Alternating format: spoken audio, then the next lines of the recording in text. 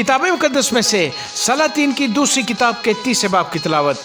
और शाह यहूदा यहोशफत के 18वें वर्ष से अखयब का बेटा यहूराम सामरिया में इसराइल पर सल्तनत करने लगा और उसने 12 साल सल्तनत की। और उसने खुदावंद के आगे बदी की, पर अपने बाप और अपनी माँ की तरह नहीं, क्योंकि उसने बाल के उस सतून को जो उसके बाप ने बनाया था दूर कर दिया। तो भी वो नबात के बेटे यरबाम के गुनाहों से, जिनसे उसने इसराइल से गुनाह कराया था, लिपटा रहा और उनसे किनारा कुशी न की। और मोआब का बादशाह मीसा बहुत भेड़ बकरियां रखता था और इसराइल के बादशाह को 1 लाख बर्रों और 1 लाख मेंढों की ऊन देता था। लेकिन जब अखयब मर गया तो शाह मोआब इसराइल के बादशाह से बागी हो गया। उस वक्त यहूराम बादशाह ने सामरिया से निकलकर सारे इसराइल की मौजूदात ली और उसने जाकर शाह यहूदा यहोशफत से पिछवा भेजा कि शाह मोआब मुझसे बागी हो गया है, सो क्या तू मोआब से लड़ने के लिए मेरे साथ चलेगा?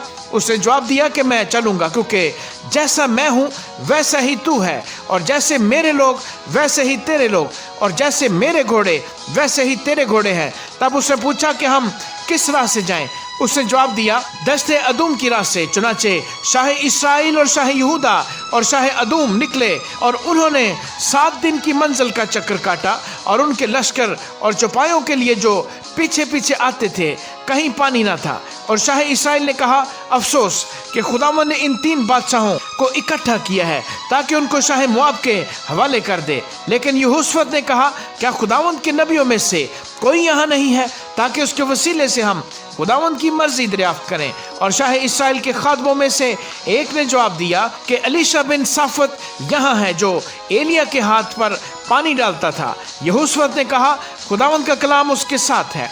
तो शाह इसराइल और यहोशफत और शाह अदूम उसके पास गए।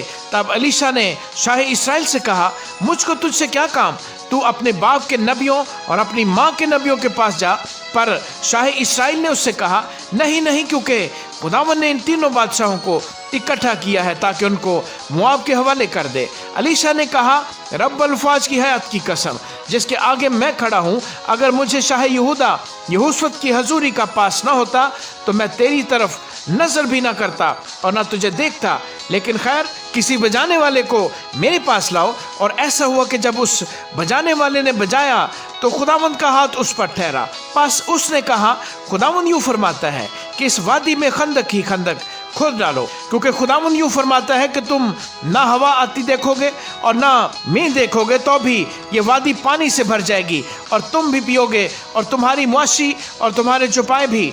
और ये खुदावंद के लिए एक हल्की सी बात है, वो मोआबियों को भी तुम्हारे हाथ में कर देगा और तुम हर फसीलदार शहर और उम्दा शहर मार लोगे और हर अच्छे दरख्त को काट डालोगे और पानी के सब चश्मों को भर दोगे और हर अच्छे खेत को पत्थरों से खराब कर दोगे। सो सुबह को कुर्बानी चढ़ाने के वक्त ऐसा हुआ कि अदूम की राह से पानी बहता आया और वो मुल्क पानी से भर गया। जब सब मोआबियों ने ये सुना कि बादशाहों ने उनसे लड़ने को चढ़ाई की है, तो वो सब जो हथियार बांधने के काबिल थे और ज्यादा उम्र के भी इकट्ठे होकर सरहद पर खड़े हो गए। और वो सुबह सवेरे उठे और सूरज पानी पर चमक रहा था और मोआबियों को वो पानी जो उनके मुकाबिल था खून की मानद सुर्ख दिखाई दिया। सो वो कहने लगे, ये तो खून है, वो बादशाह यकीनन हलाक हो गए हैं और उन्होंने आपस में एक दूसरे को मार दिया है। सो अब ऐ मोआब, लूट को चल। और जब वो इसराइल की लश्करगाह में आए तो इसराइलियों ने उठकर मोआबियों को